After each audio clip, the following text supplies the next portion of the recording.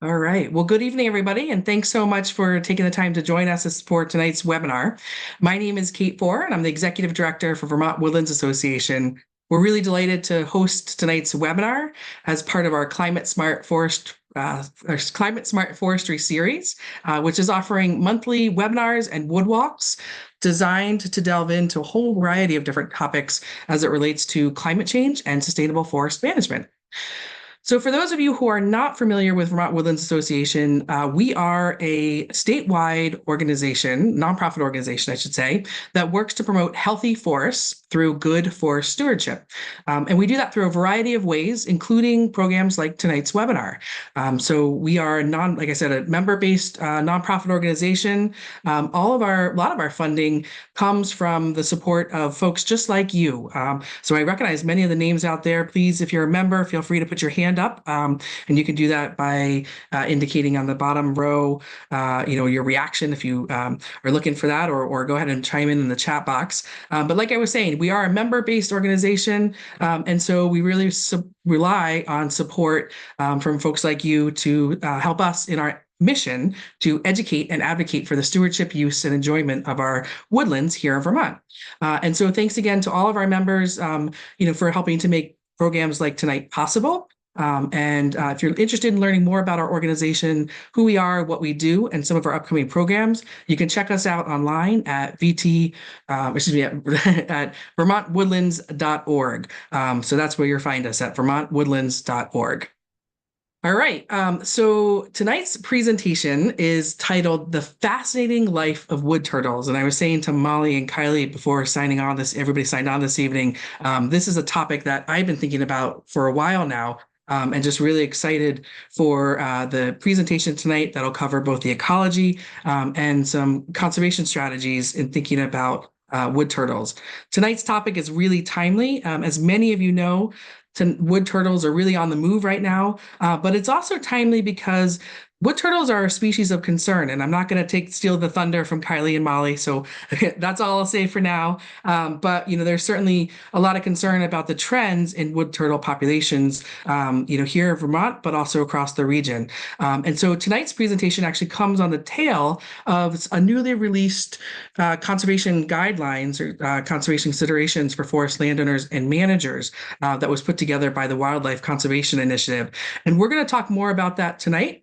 But Vermont Woodlands Association was really proud to be a member of a 16-organization collaboration that recently released that guidance. And again, I know we'll be talking more about that tonight.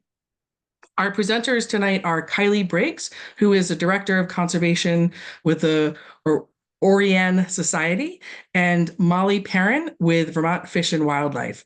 And so with that introduction, I'm going to go ahead. Oh, actually, one more thing before I turn things over to you guys to present the webinar tonight. I did want to just go through a couple logistics. Like you heard in the beginning of the webinar, tonight's webinar is being recorded. We do like to share these programs out with folks on our YouTube channel. So I do ask that if you haven't already, please go ahead and mute your microphone during tonight's presentation. However, we really do want to hear from you. I think one of the things that makes these webinars so great is that it's an opportunity not only to get information, but also ask questions and interact. So please feel free to use the chat box, which you'll find on the control panel of the Zoom screen at the bottom of your screen, I believe, for most folks. Please go ahead and use that chat box to ask questions, share any questions throughout the presentation. We will be holding most of the questions, I think, probably towards the end of the presentation, but if there's pressing questions or, feel free to start piling them into the chat box. I also like to encourage folks, because, we have a fairly small group tonight, that if you want to ask a question live, you're welcome to unmute yourself, put your video on, and ask a question directly of our presenters, again, during the question and answer period. For those of you, if there's any consulting foresters in the audience tonight, tonight's presentation was approved for continuing education credits. So please go ahead and put in the chat box, your name and license number, and I'll follow up with you directly about the credits. Okay, I think that's it for logistics. And so now with that, I'll turn things over to Kiley and Molly for the presentation. Great, thank you, Kate. So My name is Kiley Briggs. As Kate mentioned, I'm the Director of Conservation for the Orianne Society. We are a nonprofit organization focused on conserving critical habitat for rare reptiles and amphibians. We have a few different focal landscapes where we target most of our work, and what we call our Great Northern Forest Initiative is really focused around turtle conservation programs in the northeastern United States. Molly is joining me this evening. Molly works for the Vermont Fish and Wildlife Department, and I'll turn it over to her in a little bit, as the Fish and Wildlife Department was a little more heavily involved with the development of those forest management guidelines that were just released. So she'll provide an overview of those guidelines. So wood turtles, let's just sink right into it. First, what is a wood turtle? What do they look like? Wood turtles are a medium-sized turtle. They get about 9 inches long. They have a brown shell, black head, orange legs. And this is my stock image of just one of the more vibrantly colored young wood turtles that I've seen in Vermont. Really highlights the typical field marks, but perhaps a little exaggerated with the orange on the legs. They're not always quite that vibrant.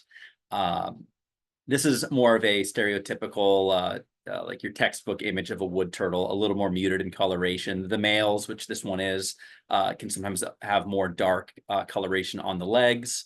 And something that I'll point out on the shell is that they have these concentric rings on each of the armored plates on the back of their shell that almost give the turtle in appearance as if it was carved out of wood, which is part of how they get their name, wood turtle. And their Latin name, Glyptomys insculpta, is really referencing that sculpted appearance of the shell.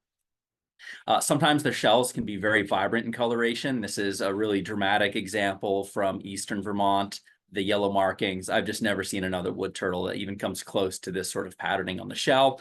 But between these first 3 photos, that really shows you the range of color and pattern that you can see on these turtles. This is a northeastern species, northern New England, a little farther south down into northern Virginia, and they also wrap around the Great Lakes region into Minnesota. In Vermont, there are species that I describe as being widespread but uncommon in most of the places where they occur. They're one of our special concern species and a high priority species of greatest conservation need. At the federal level, they aren't currently listed as threatened or endangered, but they are under review by the U.S. Fish and Wildlife Service, so they may get that designation at some point in the near future. We will know soon. And as far as where you can actually find them in Vermont, although they're mostly a statewide species, there are some areas where they're less likely to be found. Western Addison County, Western Franklin County, the spine of the Green Mountains, for a variety of different reasons. The mountain areas, I think, are just too steep. You don't get those meandering valley streams that you'll learn about in a moment, where you expect to find wood turtles. And I think the parts of the Champlain Valley just have too intense of a history of agriculture right up to stream edges, and there may be some water quality issues that are limiting their ability to survive there. Wood turtles are a river valley specialist, so they live in streams during the winter. They hibernate in the streams. During the winter, you may find them in undercut banks on the bottom of shallow pools, wedged into log jams. During the summer, they're more of a land turtle. They can forage upwards of 1,000 feet from streams, and that's just typically. Sometimes they can travel quite a bit farther away from water, and during the summer they can spend weeks or even months on end away from water, and just periodically make those return trips to their streams and then head back out into the woods for some more foraging time after that. Now, when I'm looking for a place to survey for wood turtles, this is the type of stream that I'm usually looking for.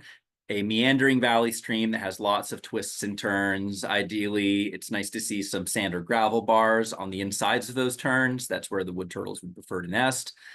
Where there are oxbow wetlands in the former river channels, that's another thing that's greatly enhancing their habitat.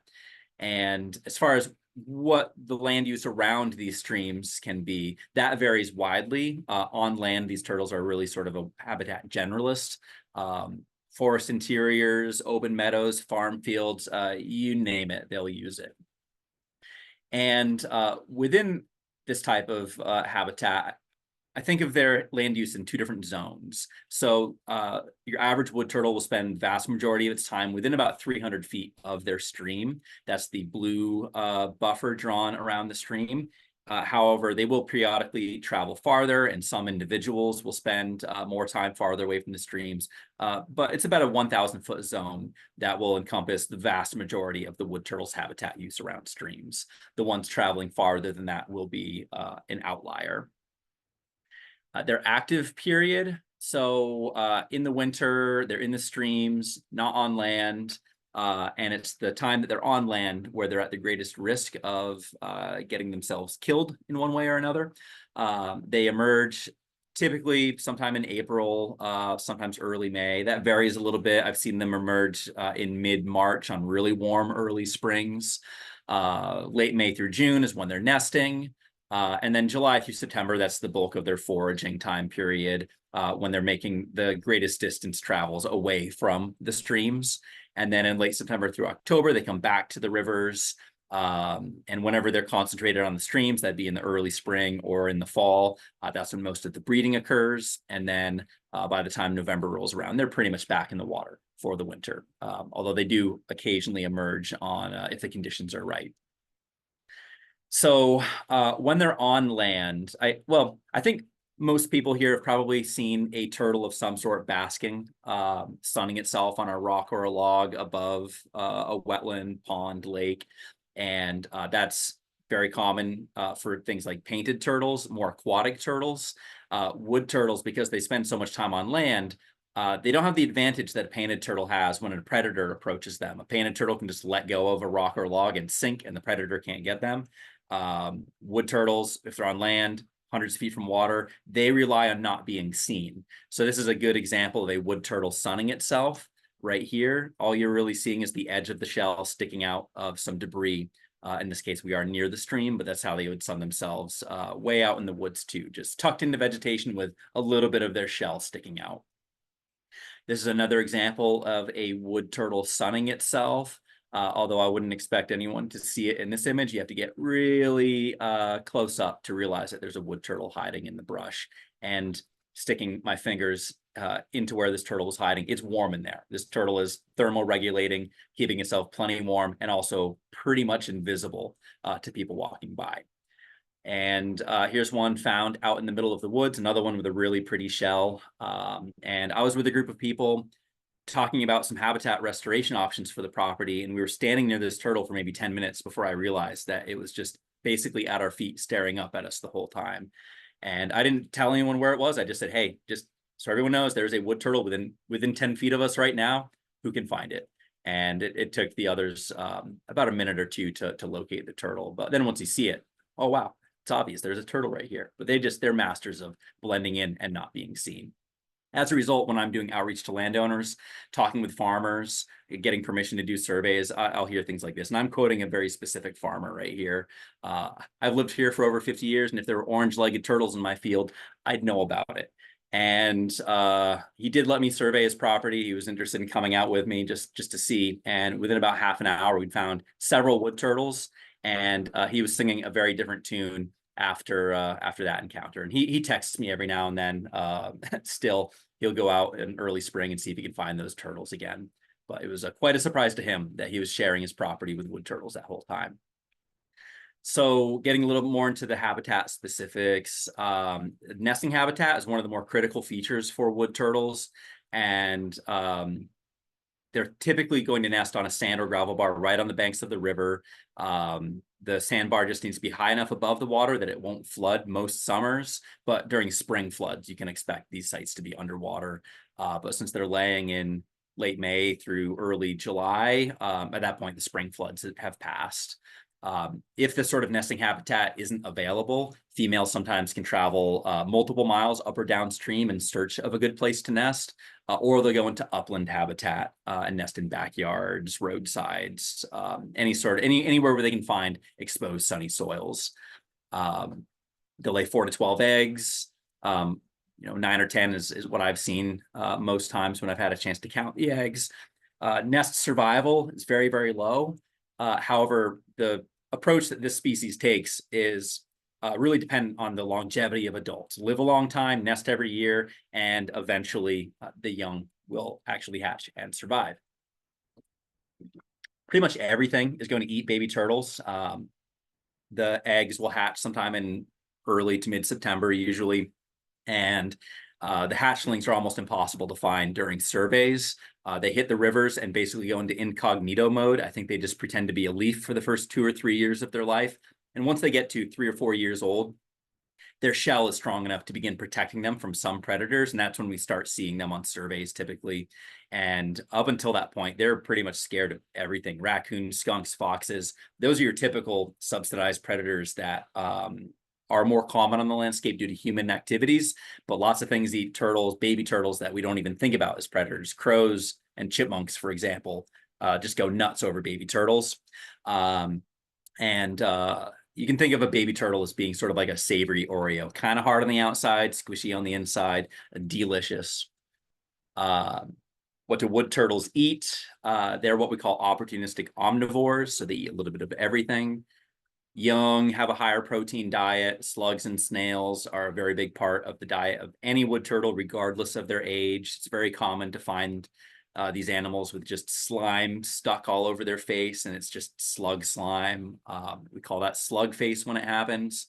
But adults, as far as volume, are probably eating more vegetation than they are slugs, snails, and other protein sources. Leafy greens, fruits, really just they're omnivores. They eat a little bit of everything. Something that is kind of cool about wood turtles is that while they're growing, you can age them by counting growth rings on their shell. So each of these plates on the shell, called a scute, will develop a growth ring just like the growth rings on a tree, and you can count those to get the age. And in this case, this small circle here would be year 0, and then we count out 1, 2, 3, 4, 5, 6, 7, 8, 9, 10, 11, 12, and then it gets a little fuzzy. So at least 12 years old. However, a wood turtle only grows for about 20 years, and they can live a lot longer than that. And at that point, wear and tear will begin to polish their shell so that it becomes harder and harder to see those growth rings.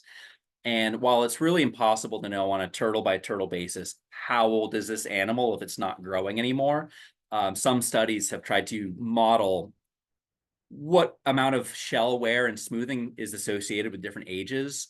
And the best information that I have found suggests that a turtle that is completely polished on the top, no evidence of growth rings at all, should take about 80 years. That can happen faster in really rocky environments, but they live about as long as people, and there are a lot of things about their life history that's similar to people. They become reproductively capable at about the same age, but it takes them a few more years before they're actually good at it. Similar lifespan as people, but where they really are different is that 80-year-old turtle is still reproductively active and can still lay eggs. This one can't, though, because it's a male. That said, the last time I saw him, he was mating, so still got it. I wouldn't be here talking to you if everything was going great for wood turtles. There are a number of threats that have made things very difficult for them. Their populations have declined drastically. And I'm going to run down through this list, and then we'll get a little more into the specifics. So really, any sort of riverbank or floodplain disturbance is going to be a risk. The biggest risk being wheeled equipment close to streams. Really, any sort of mowing or agricultural activity that involves heavy machinery or forestry within 300 feet of a wood turtle stream it carries the risk of crushing those animals. Roadkill is another big threat. There's an international black market for these animals. They are sometimes brought home as pets. Usually when people do that, they don't realize how bad that is for the turtles' population. And just direct habitat loss, invasive vegetation, and recreation in their habitat, be it on ATVs or even in some cases, foot traffic can be a really big disturbance to them. So sinking into those details a little bit, this is an example of what I think of as nice former wood turtle habitat. So we have the valley stream flowing through the middle, farm fields on both sides, and a major highway on the other. Because these turtles spend so much time on land, they would be foraging quite a bit in the meadow habitat. if the turtles are trying to get to the woods, they have to cross either the farmland or a major highway. And these fields are getting hayed at least a couple times per year. There's a lot of traffic on this road every single day. So as these turtles are yo-yoing back and forth from the stream to the upland and spending time in the meadows, they're just getting hit by tractors, hit by cars. It's not good. Farm equipment, more specifically, this is a turtle that I know pretty well. I showed her picture was up just a moment ago, but what you might not have noticed is that she's missing her left front foot, and she's also missing a few inches from the edge of her shell. She was already missing her foot when I first found her. The shell injury happened about a year later when she was nicked by hang equipment. She has since been hit by farming equipment one more time and suffered additional damage to her shell, but she has managed to survive all of that. This is another turtle from the same area. She wouldn't come out of her shell for this picture, but huge gash on the back of her shell, likely from tilling equipment, possibly mowing equipment. It's really difficult to know for certain. That injury could be decades old. What we don't really know is when these turtles are killed when they're injured by farm equipment or cars and they're not killed instantly, how many can actually survive versus how many die as a result of their injuries due to infection. We have no idea. If they live, we have an opportunity to see them and their scars for decades, but if they don't survive, they've just turned to dust within a year, and we don't really see that. I've never found a freshly injured wood turtle. It's always been an injury that just is healed and there's nothing to do, and the turtle at this point is fine, but will always have these scars or missing limbs. Going back to the imagery of typical wood turtle habitat and their use zone. So again, blue is 300 feet, yellow is 1,000 feet. Within this area, where will they be spending the vast majority of their time? The white shaded area is where I would expect to see most wood turtle use. While they will use the interiors of farm fields, they seem to really like the edges between fields and more shrubby or forested environment, which creates in agricultural settings like this what I think of as the zone of death, where most of the turtles that are going to get killed by farming equipment are getting injured or killed. Graphic image coming up. There are a couple dead turtles. If you do not wish to see them, you may avert your eyes for just a few seconds. So as I mentioned, roadkill, also a really big issue. These are the first 2 wood turtles that I found when I moved to northeastern Vermont. And they were both on the same stretch of highway. And I found them only about 1 month apart from each other. And we know from a study that these populations are very sensitive to anything that's killing adults. If you have a typical stretch of wood turtle habitat with a reproductively capable population that has recruitment, say there's an adult population of about 100 turtles, they can only sustain the loss of maybe 1 turtle per year due to human causes, but that does cause eventual population decline. If we are removing 2 turtles per year out of the population, that population could be gone within 75 years. And 2 turtles per year is not very many if you're counting cars, tractors, raccoons, and all the other things that humans are contributing to their, causing their deaths with. Invasive plants, Japanese knotweed is the one that I usually think of as the biggest threat to wood turtles. The plant itself obviously isn't killing the turtles, but what it does do in some cases is overrun their nesting habitat, which can force the turtles to travel farther up or downstream or away from rivers to lay their eggs. So that can put the turtles into more dangerous settings if they're laying their eggs on the side of a road or in a backyard where there are domestic dogs or other threats. Invasive vegetation could contribute to the death of adult turtles indirectly that way. Subsidized predators. So as I mentioned, these would be predators that are more abundant as a result of human activities. Raccoons, skunks, and foxes are at the top of the list for subsidized predators. These are the ones that are eating the eggs. In some cases, especially if there isn't much nesting habitat available or near residential or agricultural areas where there are just really high levels of predator populations. Sometimes nearly 100% of nests can be dug up by these predators within a day or two of them being laid. And while a raccoon can't kill an adult wood turtle and get past its shell, they can cause significant damage to their legs. This is a wood turtle that Molly found last year, missing her front left limb and also missing an eye. Very common to see things like this. Again, I don't know what percent of these turtles that get that kind of injury survive versus die of infection later. We only really see them if they manage to recover. And it seems like between 12 and 20% of adult wood turtles are missing at least one leg. It varies a bit from population to population, but it's a lot. When we're doing wood turtle surveys, we expect on at least a weekly basis to bump into a turtle that's missing at least one leg. And I've seen 5 or 6 that were missing both of their front legs, to where they really were down to just an elbow. And it's just amazing to think that an animal, a turtle, could survive with no front legs. But apparently, as long as they have that elbow to help them over objects and barriers, they can survive, although the odds of survival for those two-legged turtles are fairly low, over a 10-year period. And illegal collection. There's a thriving international black market for these turtles, not just wood turtles, but a variety of species. I know growing up and learning about wildlife conservation, when I would think of poaching and wildlife trafficking, I think of like Africa, like black rhino horns, spider monkeys, like animals from the jungle. However, internationally right now, like on a global scale, most wildlife trafficking is from North America to other countries, and most of that is reptiles, and most of those reptiles are turtles. Wood turtles are one of the species really heavily targeted, so it is happening in our own backyards. And I mentioned all it takes is losing 2 turtles per year from a pretty average population to cause eventual extinction.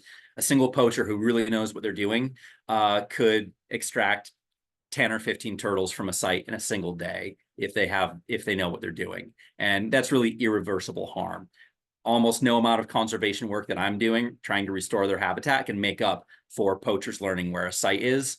And once that information is publicly known, as permanent damage. If a good site is leaked on the internet, that doesn't come off the internet very easily. So then poachers will always have the ability to find that location.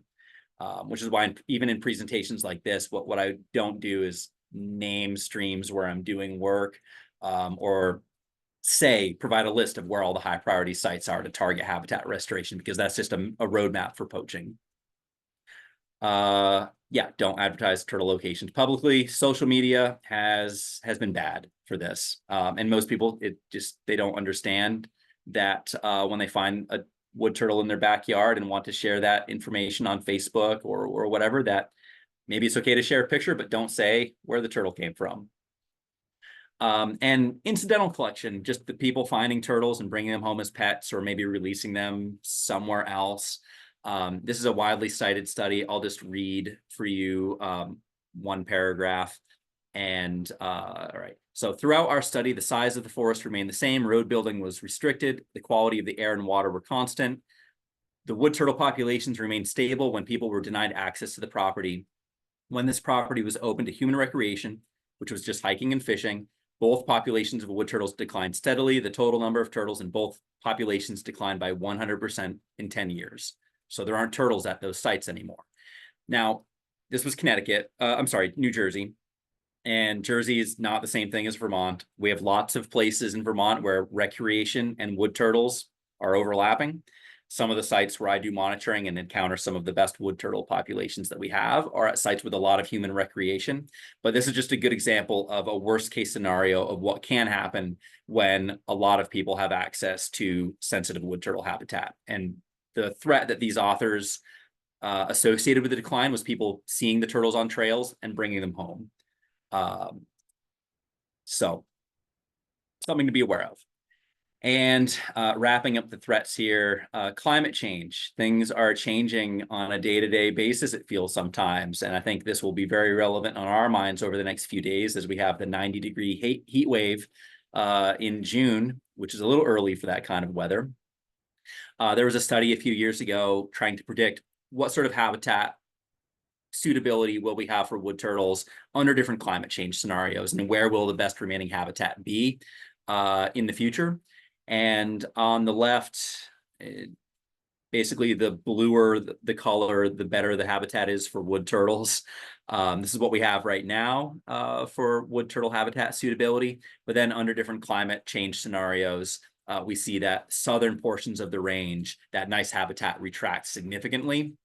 And what's left for the high quality prime habitat for wood turtles is northern New England and the Adirondacks, essentially. They may still occur in plenty of other places, but that will be the best of what's left for the wood turtles in a warmer future. And the way that climate change can impact wood turtles, varies a bit.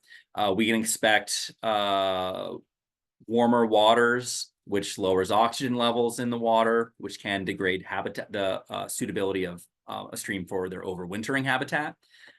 We can expect more intense floods, which can actually sometimes do a little good, but for the most part, that would be a bad thing for the wood turtles. Intense floods, especially in the early spring, can be a pretty big source of natural mortality for wood turtles. And the more intense the flood, the more turtles will be washed downstream and covered up by mud and drowned or just smashed into rocks.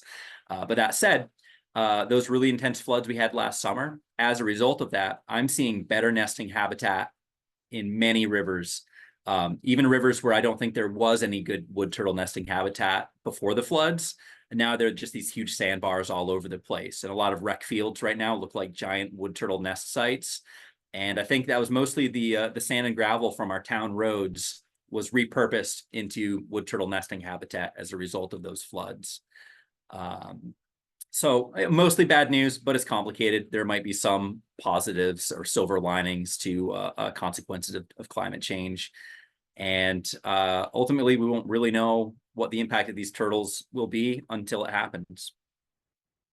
So shifting gear a little bit, we'll talk about the good news, the things that can actually be done to restore and manage habitat for wood turtles. So there are lots of different types of management for wood turtle habitat, and I'm just going to touch on the most common things that we engage with landowners on and that we try to do. And then I'll turn things over to Molly for a few minutes to go over the forestry management guidelines that were recently released. So first and foremost, for wood turtles, riparian buffers. A riparian buffer is just a strip of land separating a stream from a farm field that we set aside as habitat and usually plant with trees or shrubs. That has a number of benefits for wood turtles, which I'll get into in a moment. But how big should those buffers be? Typically, the minimum buffer size for a lot of conservation programs is going to be about 35 feet. 50 feet is a little bit better. I see probably more 50 than 35-foot buffers. But in the case of wood turtles, really the bigger the better. The official best management practice for wood turtles would be a 300-foot riparian buffer. That is huge and too much for most landowners. So the yellow buffer drawn on this map is what a 300-foot buffer would look like in a typical Vermont river valley. That is the entire farmable landscape. So we're not going to achieve wood turtle conservation by approaching a landowner here and asking if they would consider establishing a 300-foot buffer. It's just not going to happen unless you bring enough money to the table for that person to retire. And even then, that might not be enough because it's also a way of life that you're asking these people to give up. It's just not going to happen in a lot of cases. And at really important sites for wood turtles, a 1,000-foot buffer would be even better, which is even less realistic. So my approach really is that any buffer is better than nothing, and the bigger the better. And if a site has wood turtles, that's a really good justification for going a little bit bigger with those buffers than you might otherwise consider. Say you might do 50 feet just for water quality and erosion purposes, but let's just see if we can get away with 100 or even 75. That is just a huge help. And then also for wood turtles, I think of buffers a little bit differently than how a river restoration specialist might think of a buffer. The biggest benefit to these buffers is getting equipment away from the river. So what that could mean for wood turtles is a 50-foot riparian buffer that's hands-off, no more machinery going in there. That's the safe zone. And then for that 50 to 200 to 300-foot zone, like the rest of the buffer, maybe that's just grazing cattle or using some growing crops that are less intensive in their harvesting requirements that don't require the same sort of heavy machinery. So you can be a little bit flexible, but I really can't stress enough that the benefit of a buffer for wood turtles, the biggest benefit is getting wheels and mower blades away from the river. So it doesn't mean you can't do anything in that buffer and have it be good for wood turtles, but as long as that buffer is big enough to protect water quality, you have some flexibility. And then also, you could manage that buffer or that area outside of the proper buffer later in the season. So if the management goal is to maintain open habitat and keep it as a meadow, but there's no need to harvest hay, then late season brush hogging would be an approach to consider. Mowing that field in early November instead of August. At that point, the turtles aren't in the fields anymore. So you can do that and not worry about killing them. And again, there is a water quality thing to consider here. Ideally, no matter what you're doing, there should be at least enough of a buffer to protect the water quality. Cows in the river, just not good for so many reasons. And while I would rather see this than intensive hay fields right up against the river for the wood turtles, this is causing huge problems with just nitrogen loads in the river. The stream bank itself is getting torn apart by cattle on a regular basis. If we could just get a 35-foot buffer here and then let the cows have the rest of the valley, that'd be a huge win for wood turtles. Restoring nest sites, that can take a couple different forms. One might be controlling invasive vegetation on the sandbars and restoring the natural habitat feature. But in cases where a river has been straightened or there is just no natural sandbar to work with, just bringing in a dump truck full of sand from the nearest place possible, so you're not introducing invasive like jumping worms or invasive seeds from some weird plant. Constructing nesting habitat can be really simple and do a lot of good for wood turtles.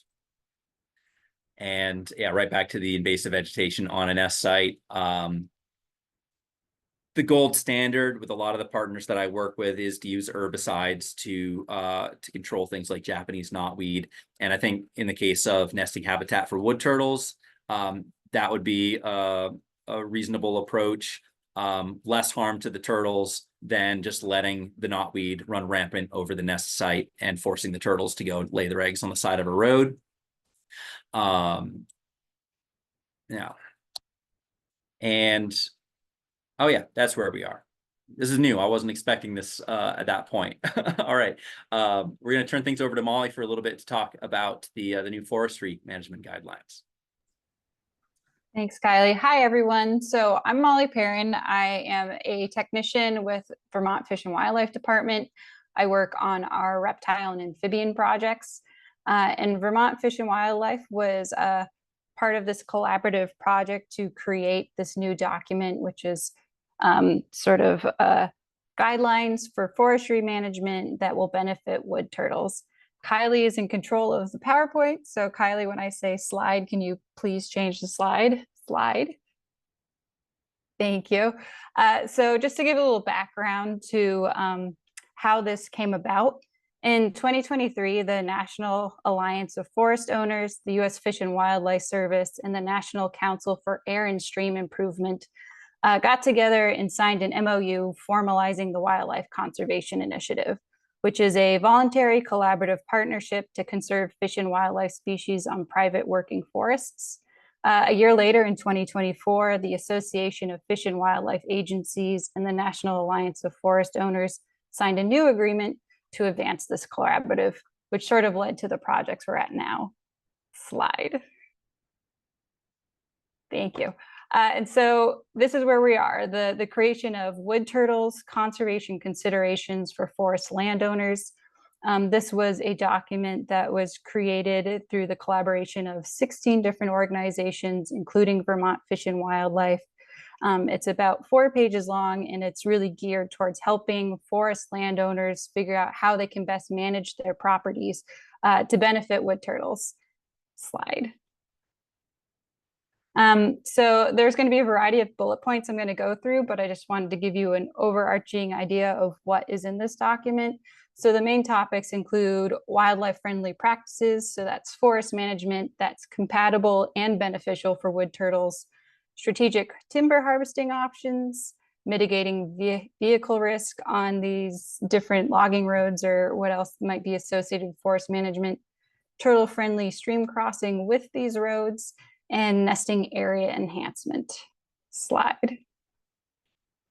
So the first thing that is generally recommended when you're going to be foresting any timber around wood turtles is try to do that foresting or that harvesting in the inactive period for wood turtles. So as Kiley was describing, wood turtles can be these pretty far-ranging species that's really active, but that's only for a certain time of the year.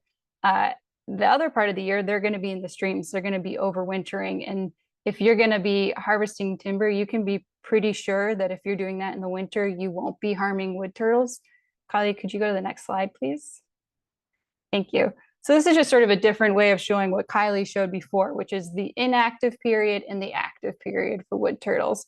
So from November to March, for the most part, you can expect wood turtles to be in the stream, to be under the ice, to be overwintering. And then from April to October, that's where they're going to be out of the stream more often, moving around. They'll be emerging, nesting, foraging, coming back. And so in an ideal world, November to March is a great time to do your timber harvest. Kiley was talking about how these are kind of changing depending on the conditions. The first time I saw a wood turtle this year was March 8th. So that was early, and who's to say what's going to keep happening? So I kind of created this gray zone on this figure just to show that November, March, April, October, that area, turtles might be in, they might be out. If they're out, they're probably going to be pretty close to the stream. So that provides a little bit of wiggle room if you're in a position where you can't, obey these exact guidelines, but you want to be helpful. If your only option is to harvest in April, if you're not close to a stream, that might be okay. So I kind of just say this to say, these are guidelines. You can reach out to to Kiley, to Fish and Wildlife if you want help figuring out how to tailor these guidelines to where you are and what you can do. Slide, please. And so the next thing that we really kind of recommend is how to have access roads that aren't harmful to turtles. So if you have spur roads that you use occasionally for timber harvest, but you don't use them year-round, if you can close those at certain times of years, that's great. You can make them walking access only. That's great to avoid crushing turtles, but that's also great for reducing access to these sites. As Kiley described, there's this remarkable black market that has popped up for wood turtles that has made them incredibly vulnerable. So the less access you can give people to these populations, the better. And then, of course, the potential for crushing can be a problem. So if you're going to be building new roads, it's great to keep those outside of that 300-foot buffer that Kiley described, which is really their high activity zone. And then just sort of keeping the people you work with aware of these turtles and what their needs are. I grew up with a bumper sticker on our car that said, "I break for turtles, frogs, sticks, and big leaves." I don't expect that to be everyone and how they drive. So if you have someone who's driving a logging truck, say, and you can just tell them, hey, avoid the larger round objects in the road, that could be surprisingly helpful in just avoiding the killing and the take of an adult turtle, which, as Kiley described, can be really hard to replace and take a long time. Slide. So this is actually from a different guideline management option that I found. It's a little more in depth, but I just wanted to steal their photos. So that is why I'm showing this here. So you can see these two photos on your right, which show different access roads. So on the left, this is probably a road that's not used as much, maybe seasonally for different timber harvests. If it's an option to kind of shut that road off to traffic when you're not using it, that's a great way to protect wood turtles. On the right, you can see there's a blurry little red arrow, and that's pointing at a wood turtle that's on the road. So if you teach someone or working with someone and say, avoid these blobs on the road, that can be surprisingly helpful. And so we encourage that. Slide. And so along with roads, sometimes, roads will cross over streams. In an ideal world, we wouldn't have roads that go over wood turtle streams, but that's not realistic. So what we can do is try to create crossings that work well with turtles. And by that, I mean crossings that turtles can use. So in a lot of cases, you can have a culvert that might be just a little bit higher than the water. And in that case, a wood turtle just can't clear the lip to get through. And so what it will have to do is go up, around, over the road to get to the other side of the stream. And that makes it really vulnerable. Slide, please. So more photos from this other document. This shows different culvert options or crossing options. So A and B up top, these show the crossings that aren't ideal, the ones that turtles can't use or other wildlife in certain cases. So if possible, we encourage to use options more like C and D on the bottom, which are sort of these just clear, unimpeded paths underneath the road that wood turtles and other wildlife could use to get from one side of the stream to the other, or really just a continuous part of the stream. Slide. And then another thing is when you're building these crossings, you want to think about the substrate you're using. There's a term we use a lot in wildlife conservation called ecological trap, which is where you accidentally create a situation that looks really ideal to an animal, but ultimately is harmful to it. So say if you were to create a road crossing and you covered it with this nice sand and this sunny area that drains really well, that looks like perfect nesting habitat to a turtle. And what you don't want to do is give turtles perfect nesting habitat that's about to have trucks driving over it every day. So what we encourage is if you're going to be building these crossings, to use riprap or gravel. And if you are not going to be putting like soil and seeding over that, to fill that area with gravel so you don't have big gaps between the riprap. Next slide, please. And that's because of the size of hatchling turtles. They already have a pretty rough go of it at the beginning of their lives. Survival's not very high. So they're about 1.5 inches long. The little savory Oreos, as Kiley described, and if they fall in between this riprap, they aren't going to have much of a chance of getting out. So ideally, use riprap, but fill it with gravel so it's not getting filled with turtles. And it's hard to do all this stuff. So I just want to reiterate again that we don't expect this to be done perfectly. Anything helps. And if you want help tailoring these kinds of projects, we're a resource and we want to help with that. Slide. So I was talking about ecological traps with the road crossings, but similarly, you can end up creating nesting habitat that can be good. You just have to be thoughtful about how you do it. So, if you have this excavated area, you have an old gravel pit, these can be really appealing areas for turtle nesting.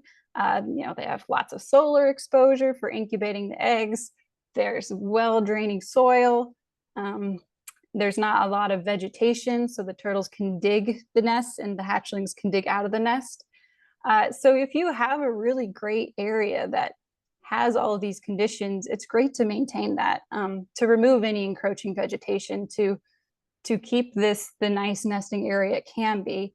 But you have to think about the context that's in. You wouldn't want to maintain a perfect nesting area on the other side of a road than your stream, because that's sort of creating the ecological trap potentially, where turtles are going to cross a well-used road to try to nest, and that can become a problem.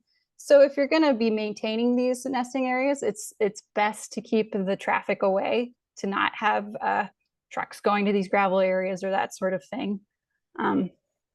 Again, an ideal world. Slide, please. So this is just showing some different photos about nesting. So on the left here are natural nesting areas that you can find along different streams that wood turtles will use. And in the center, you'll see more of the anthropogenic or man-made nesting areas that turtles can be drawn to. And you can kind of see the similarities. You see these sort of more open areas, kind of the looser soils. You can see why it would be appealing and why, if there is an option A on the left, why option B in the center could be a great option for wood turtles. And then on the way to the right, this just shows you what nesting might look like for wood turtles, and that's just sort of fun to keep an eye out for. Wood turtles leave really fun tracks. You can sort of see this equal, perfect line where their feet are moving. You see a tail drag, and you can kind of see where they've moved around scouting for a nesting area. You might see a hole where they tried to dig a nest. So those are the sort of things to look out for. If you see that, you might know you have a potential nesting area, and you might want to look into conserving that. Slide. And so I'm going to sort of just zoom through the last bits because they're kind of general comments. Outreach education is great. Anyone you're working with, to let them know what the turtles are like, what they need, share any resources you have with them. That's great. Reporting any sightings you have is really useful. Kiley and I can't get everywhere to find every wood turtle. We really need help from other people to know where they are. In Vermont, we're really lucky to have the Vermont Reptile and Amphibian Atlas. The website is there. You can go report any wood turtle you see to them. They share their data with us, and so we can work together to find out where wood turtles are and how they're doing. Slide. Similarly, if you want to know if you have habitat that's good for wood turtles, you want to find out if you have them, if there's something you can do to work to create better habitat for wood turtles, you can reach out to the Orianne Society. You can reach out to Vermont Fish and Wildlife. This is something we're invested in and we want to help with. So feel like you can do that. Slide. Similarly, we were talking about the issues with the black market. If you think someone is collecting turtles, we do want to know about it. We don't have an anti-poaching hotline. Some other states might. What we would encourage you to do is contacting your local warden. You can look that up online. And then also our herpetologist, Luke Groff, he couldn't be here tonight, but I'm sure he would like to know anytime there's the potential that someone's taking a wood turtle. I did not ask if I could put his email here, but he's not here, so that's what happens. Slide. And then here are just some other resources that might be useful to you. Northeastturtles.org has so many resources about wood turtles. So if this is something you're really interested in and want to get involved in, I really encourage going to that website. They have wood turtle right here. You can click on it and you go to a website or a second page that's just full of resources. Slide. Including what I've referenced a few times today, a guide to habitat management for wood turtles. This is a really great resource, but each resource is geared to different people and different needs.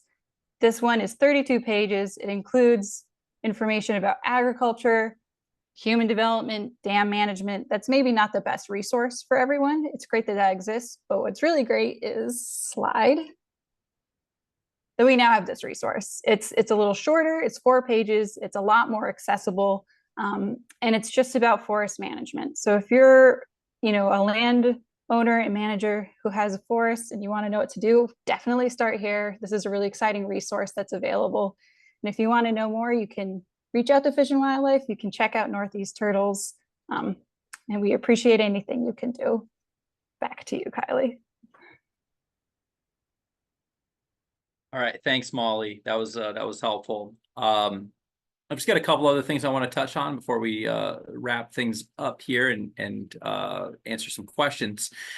So habitat restoration is one thing, but it costs money to do. And thankfully, there are some funding mechanisms to actually get that work paid for. In agricultural settings, farm bill conservation programs through either the Natural Resources Conservation Service, NRCS, or the Farm Service Agency can be very helpful. That'd be the feds love their acronyms, but CREP, Conservation Reserve Enhancement Program, WRE, Wetland Reserve Easements, EQIP, Environmental Quality Something Incentives Program. I'm forgetting that one. All different programs that can fund habitat restoration for wood turtles. And because wood turtles are a priority species for NRCS and a lot of these programs, when landowners apply, there's a quantitative process where not every project gets funded and there's a scoring process. If you have a project that will benefit wood turtles, that is more points on your application and a greater chance of getting that project funded. The United States Fish and Wildlife Service Partners Program can be very flexible in what they pay for and where they do the work. So if there's a habitat restoration project that doesn't qualify for a farm bill program, or the landowner doesn't want to go through one of those programs just due to like the paperwork requirements, the Fish and Wildlife Service might be able to help. On the state level, we have river corridor easements, which can provide financial incentives for landowners to establish at least a 75-foot wide buffer.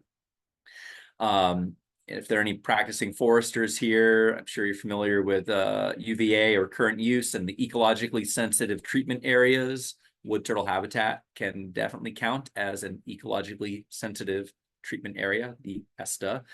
Trees for Streams is another program that can pay for establishing a buffer on private land. And then on the non-governmental side, land trusts administering conservation easements. Usually that would be something that a landowner donates to a conservation organization. Basically, you would be a landowner would be giving the right to do certain land uses to that conservation org. Normally that would be development, but there are other things you can fold into conservation easements. And nonprofits such as my organization, the Orianne Society, we're here to find the right program for a given property, or in some cases, we may be able to do some of that work ourselves. These next few slides, I could have put several places in this presentation, but I think they're a good place to wrap things up, because we've told you a lot about what wood turtles do and how they use habitat and what's good for them. But I think telling you and showing you some pictures is not quite the same as seeing these turtles move about the landscape. So first, I'm going to show you an example of how a typical wood turtle moves about the landscape. I have a project where I put GPS loggers on a handful of turtles. Those loggers record a location every 4 hours, and then I can just go out and download the data periodically and see where these turtles went. And this first example will be of a wood turtle that didn't go very far. This is one of the smallest home ranges I've seen in a wood turtle. This one will be a female. Females tend to travel a little less far than the males, but there are exceptions. So I want to first draw you to the scale bar, 500 feet. And that means we're just not looking at a very big area here. So here she comes, wakes up in the spring, forages a little bit, starts stretching her legs, heads to some of her favorite foraging spots. And she just sort of bounces around a bunch, spent some time in mostly forested environments. She spent about a month in the mowed right-of-way under a guardrail next to a state highway, which made me very nervous. And the change in color is just supposed to show time progressing. So you can see certain areas where there are different colors overlapping, means she goes to that spot multiple times through the year.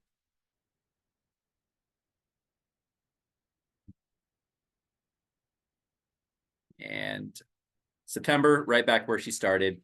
Wood turtles usually will overwinter at about the same spot every year. Sometimes they'll pick a different microhabitat, and occasionally they'll travel to an entirely different area to overwinter. All right, so that was a 500-foot scale bar. Here we have a half-mile scale bar, and this is another female. And I think this is where you really get to understand how these turtles can use upland habitat. So here she goes.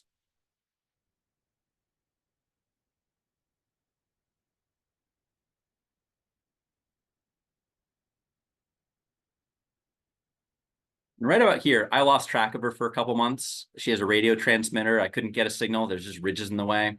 And I didn't find her again until her next move. So at this point, she's crossed a highway, spending a lot of time in this wet farm field.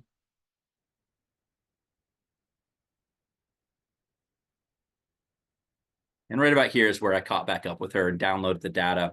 And what I knew before I downloaded her data and pulled up this map was that she spent time on the stream on one side of the road, went in the woods a little bit, and then I lost her, and she shows up on the other side of the road back on the stream. And if I had to guess, I'd think, well, she probably just took the stream and crossed the road. But actually, she did like a 4-mile loop through the woods and then doubled back.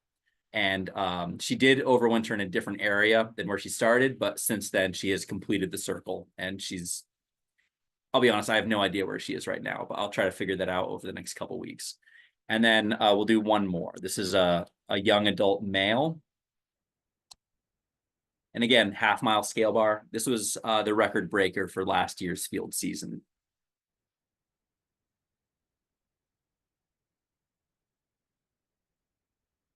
So he'll spend time in an area about a week or two and then cover some ground and then settle down. And when he's actually covering ground and trying to get from one place to another, he was able to do about half a mile per day over land for the most part.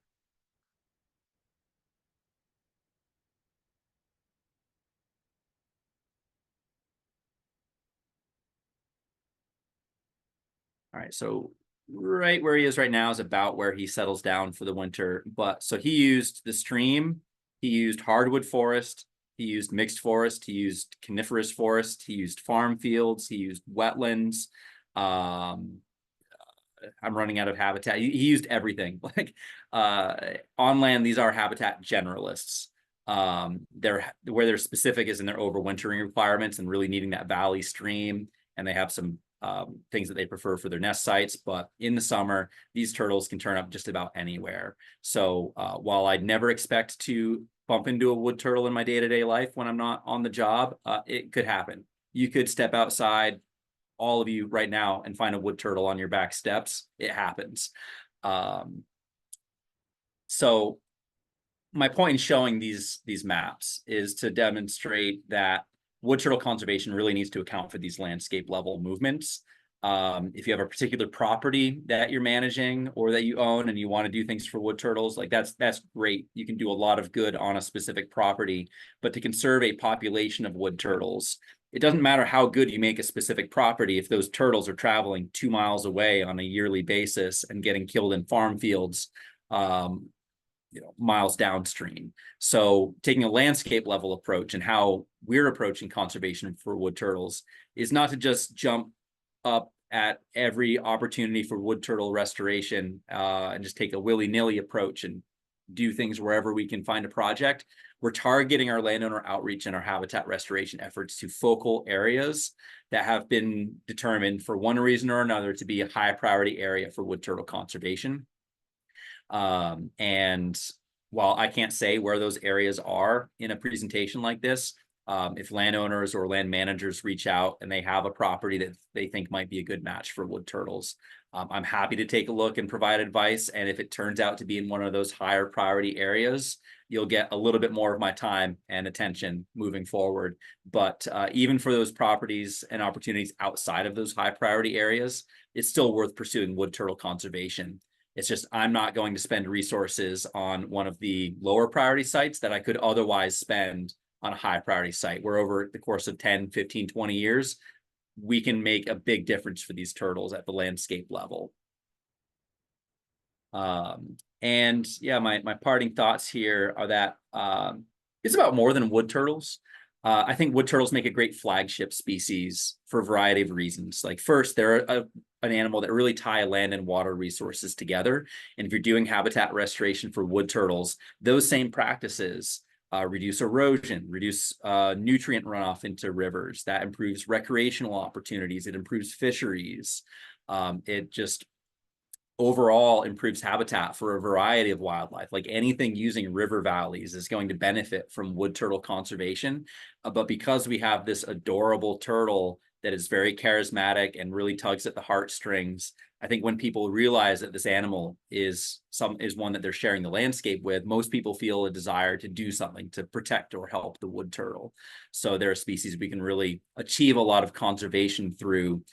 That's just conservation in the bigger sense. Like I'm in it for the turtles, but I'm really in it for river valley habitat landscape restoration and just moving that needle forward.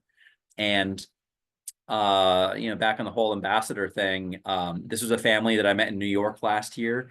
They had no idea that wood turtles were in their farm fields, and the landowner was more than happy to have me survey their stream front their stream.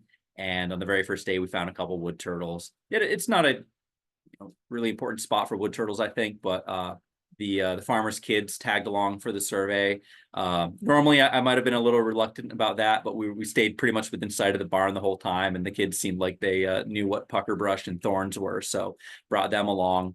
And they had a great time. They asked a lot of really awesome questions, really smart kids. But what I didn't expect was when I went back to that farm about 3 weeks later to do the next survey, their mom said that those kids would not shut up about the turtles for the next 3 weeks. So by getting the kids invested, now I have these advocates in that farmer's household that are doing some of my work for me, convincing their parents to do something to help these turtles. And a point that I like to end at is that every property is different. What landowners need from their property is going to be different. How turtles use each property is going to be different. So wood turtle conservation isn't something that I think of on a case by case, or isn't something that I think of on a one size fits all level. There's a lot of case by case things to consider, and something that's good for one property might not be good for another. And sometimes there are things that might be counterintuitive that actually make a lot of sense for wood turtles. So there's just a lot of flexibility that needs to be considered for wood turtle conservation. And that's why I'm really happy to talk with anyone who owns or manages or has a stake in the management of a property that has these animals. And I'm happy to give you my thoughts about what might make sense for that particular property. So that's what I have for you, and happy to stay on and take questions. Excellent. Well, thank you so much, Kiley. Thank you, Molly, for joining us tonight and for sharing such a great overview of the situation with wood turtles. I think you covered a lot of ground, gave us a lot of great information. So thank you so much for joining us tonight and presenting this webinar. I just a note to folks, I did put a link to the publication in the chat box. So if you haven't seen it, feel free to just go ahead and click on the link in the chat box. It's a PDF, download it. And all of the information that Molly shared tonight is in that document. So, lots of great information in there. Like Kiley said, good advice, both for good recommendations, both for wood turtles, but also for thinking about sustainable forestry and other considerations. So please, now you guys are all turtle ambassadors in many respects. And, my hope for the webinar tonight is that, we, Vermont Woodlands Association as an organization, we're really excited to be a part of bringing this information to you so that we can all voluntarily sort of do, make decisions on the land with wood turtles and other species considerations in mind. So again, thanks to our presenters tonight for sharing all this great information. I did put also a link in the chat box to the resource from the Vermont Herp Atlas on submitting sightings, Molly. So folks should have access to that. Molly, if you want to go ahead and I see, Kiley, your email address is up here on the screen. But Molly, if you want to go ahead and put your email address in the chat box, I'd love for you to do that so folks have a way to follow up with you. And I think one of the take-home messages for me is both you, Molly, and Kiley have offered, your willingness to follow up with landowners and, have a conversation with folks who think that they might have wood turtles or are thinking about forest management and want to, incorporate some of these recommendations into their future forestry projects on their land.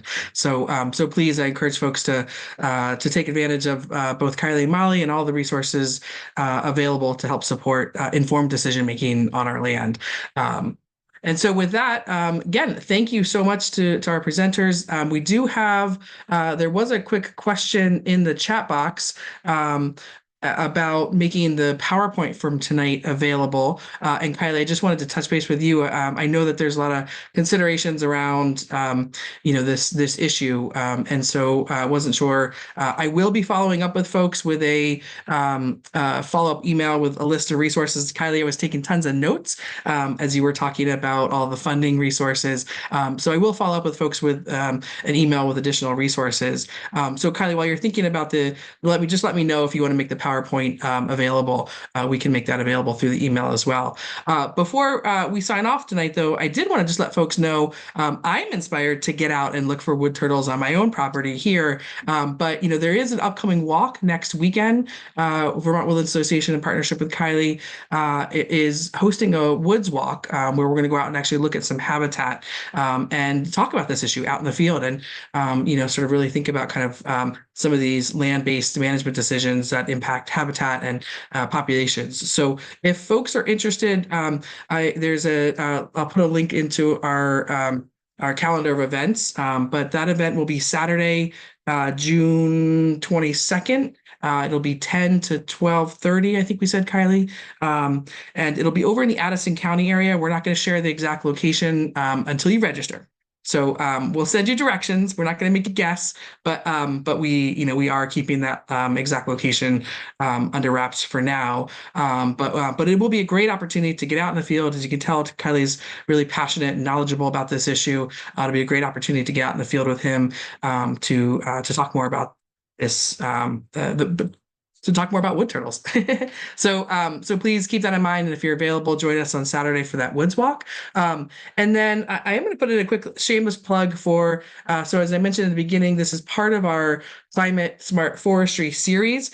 We do have more programming coming up in July, and I'll put a link in the chat to to that as well. But our next topic we'll be looking at Vermont's newest natural community. So hardwoods, seepage forests will be the focus for July, and we'll have a presentation via webinar and also a woods walk scheduled in July as well.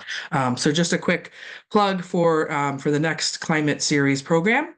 And with that, if folks want to head off for the evening, thank you so much for joining us. I'm happy to stick around if folks have questions.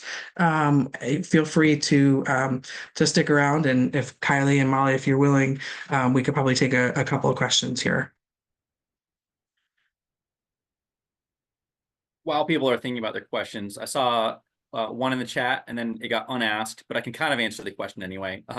Question was, is the Connecticut River a major habitat for wood turtles? And at that scale, like, yeah, we try to keep sites secret. What I can say about the Connecticut River is that it's a massive watershed, and nestled within its boundaries are some high priority places for wood turtle conservation. But like when rivers get to the size of the Connecticut, while there are wood turtles in the main stem, I think intense flooding makes it a little the sort of river where I wouldn't expect to find hot spots very easily. So they're scattered around there, but it's a huge river with a lot of habitat. And as far as wood turtle conservation, I'm more interested in some of the tributaries feeding into the Connecticut.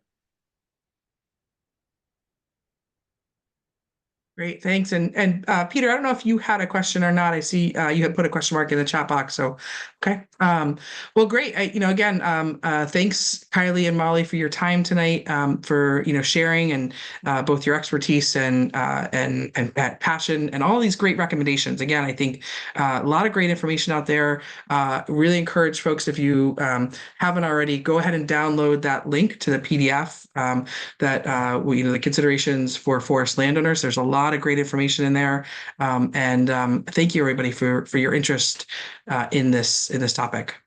So with that, I'll let you guys go for the evening, and let's all go out and look at our backyards for those wood turtles, right? All right. Thank you, Kate, and thank you for everyone for showing up and for your interest.